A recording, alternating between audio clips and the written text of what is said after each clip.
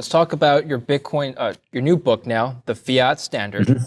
Now we're going to tie this into, of course, everything we've discussed. You are trying to apply the same analysis that you've done with the Bitcoin Standard to fiat currencies. Very interesting concept, Saifedean. I have a counter argument that I've heard from many people online. This is a common counter argument against the store of value prospect of Bitcoin, and skeptics say that, well, yes, you're right, Saifedean. The number of Bitcoin is capped, and the amount of U.S. dollars or bonds or whatever other currencies are not capped. But get this: the number of altcoins is not capped, and therefore, cryptos are really just like fiat currency. You can print as many as you like, and of course, the value proposition is actually in the blockchain technology itself. Crypto has no utility. That's the common argument I hear against Bitcoin. Can you comment on that?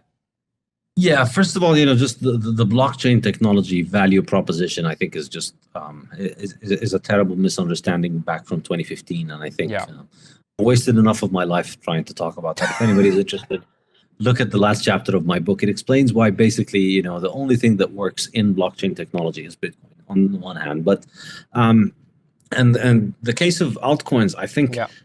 Some people say that altcoins devalue or debase Bitcoin because you can keep making more and more of the altcoins. But I think, in fact, altcoin inflation debases altcoins and, in fact, exposes Bitcoin's value proposition.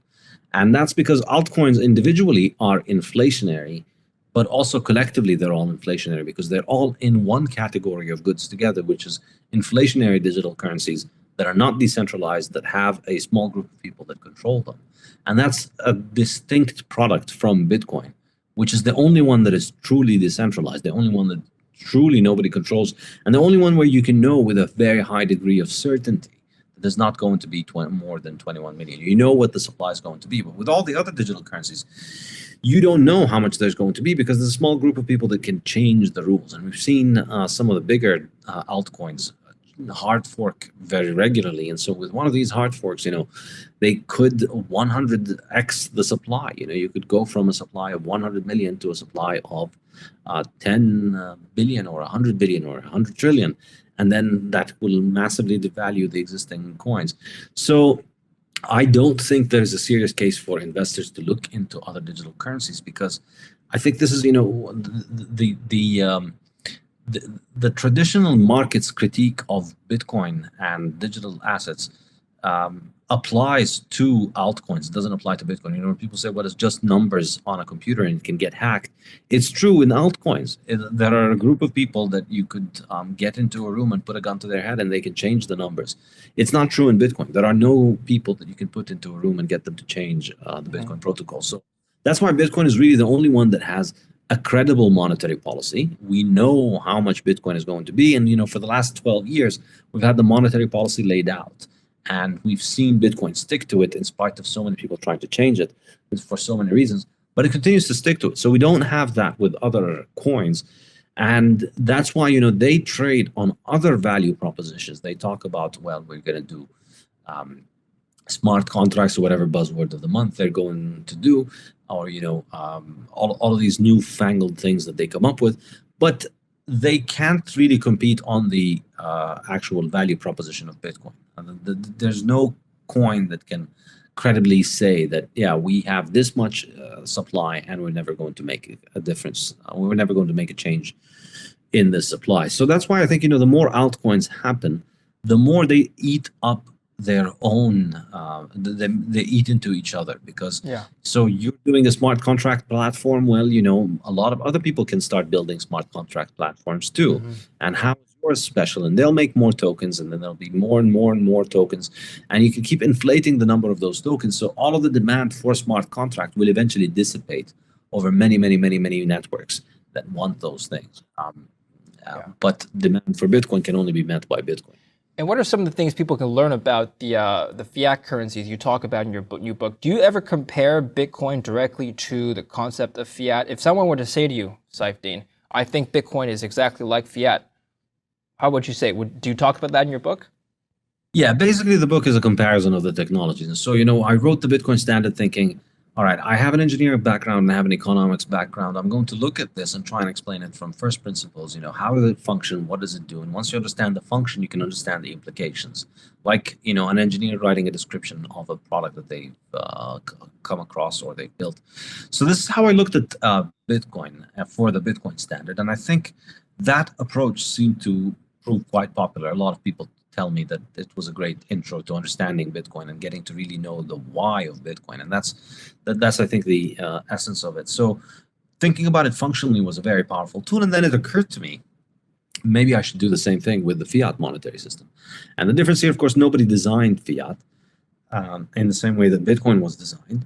But we can look at fiat with analogy to Bitcoin. We can look at the characteristics of Bitcoin and then compare them to fiat, and then look and analyze how fiat works and be able to make conclusions about what are the properties of it. And I think drawing the analogy with Bitcoin, because Bitcoin is a system that works, it's just code, it's 100% facts and numbers and math and 0% emotion and propaganda. You're able to see the basic building blocks of what makes a money and a monetary system work. And then you can apply that framework to fiat and see the analogies between the two. And then you can understand how fiat works in a much better way, because you're getting rid of all of the romance and propaganda that surrounds it. And so this actually, I found it to be a very fruitful exercise for writing the book. I think perhaps the most powerful insight that I come up with is when you try and think about how fiat works, how fiat money works. Fiat money works, how fiat money is created. In Bitcoin, we have miners who produce new Bitcoins by doing this proof of work. In gold, we have people who go dig holes in the ground and take gold out and refine it. Well, in fiat, the way that new fiat money is made is through lending. Banks make new money when they issue new loans. So when you make an analogy of that, when you make an analogy between mining and lending, then you start understanding why debt is such a prevalent part of the fiat monetary system, why everybody's in debt. Individuals are in debt, governments are in debt, everybody, corporations are in debt. Everybody gets into debt because debt is the only rational course of action in a world in which getting into debt allows the bank that is giving you the loan to print new money. So if you wanted to buy your house in cash, you're just buying your house in cash. But if you buy your house from the bank is going to get you a better deal, basically, because they are printing new money from making your loan. They're able to make new money. So of course they're going to cut you in on some of that money so that you can take the loan from them. And that's why everybody's always in debt. So then we think about the economic implications of a society that is constantly in debt, that cannot save, and that is forced to live paycheck to paycheck, because if you miss a couple of paychecks, you're out on the street. And, as opposed to a world in which people used to accumulate savings, which is how it worked under the gold standard, and how I think it would work under a Bitcoin standard. So this is one very important difference. And then, of course, the flip side of it is that all of that money that is being sucked out of people's savings with inflation is going to finance government, which allows the government an enormous amount of power, economic power over the economy, because it essentially can print its own money. All right, excellent. And when's your book coming out? Well, the book is now available for pre-order. It'll be out by the end of the year. By December, it should be out, so you can get it in time for Christmas. So you can order it right now. You can pre-order it on the Kickstarter, and you can get the first draft right now, and then you'll get the book either digital or audio or physical copy by the end of the year. So you can go to saifedean.com/Kickstarter, and you'll see the link over there. And you can also pay in Bitcoin if you want. Can we pay in Dogecoin? No. And Saifedean.com, what can people expect to learn from your work on Saifedean.com? So I have courses in Austrian economics and courses in the economics of Bitcoin. I've got 4 courses so far, and I'm working on making more. And you can sign up, and you'll get weekly chapters from my books. So now the Fiat Standard, but also Principles of Economics, an economics textbook that I'm writing. So you sign up and you'll be getting a new chapter every week. And there'll be more courses being offered. And then you can also join us in the live seminars to discuss these courses and to discuss all kinds of different material that then get published on my podcast. Check it out, the Bitcoin Standard podcast, where we get a lot of interesting discussions and a lot of interesting guests in our seminar. Okay, excellent. Excellent. And maybe one day you'll also accept Dogecoin as payment if you consider it a store of value. But until that day, we'll pay you with Bitcoin. Thank you very much, Saifedean.